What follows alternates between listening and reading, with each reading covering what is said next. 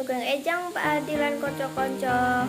Aku Tara, aku bakal nyeritake kegiatanku padinan. Saben esuk aku tangi turu jam 4:30.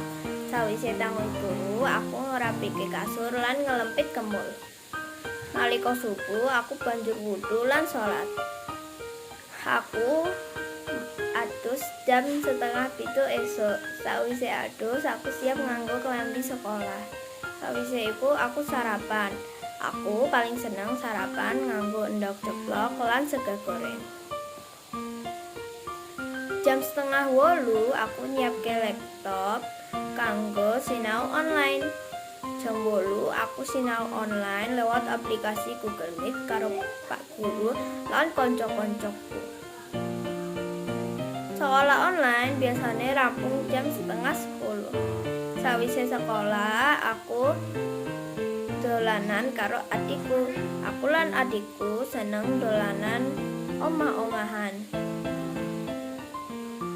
Jam 12 aku mangan awan. Aku paling seneng mangan pitik goreng. Sawise mangan, aku nggarap tugas saka guruku. Yen ora ana tugas, aku bakal sinau bahan sak banjure. Jam 3:30 aku latihan inline skate kanthi online karo pelatih lan kanca-kancaku. Latihan biasane rampung jam 4:30. Rampung latihan, aku ngedemke awak kira-kira 15 menit. Banjur aku adu sore. Sawise adu sore, aku banjur nedha bengi. Rampung nedha, aku banjur salat maghrib. Sawise salat, aku nonton acara bocah ing TV karo adikku. Nalika nonton, aku biasane ngantuk.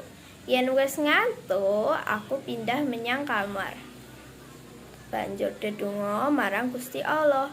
Bar dedonga, aku banjur turu. Matur suwun.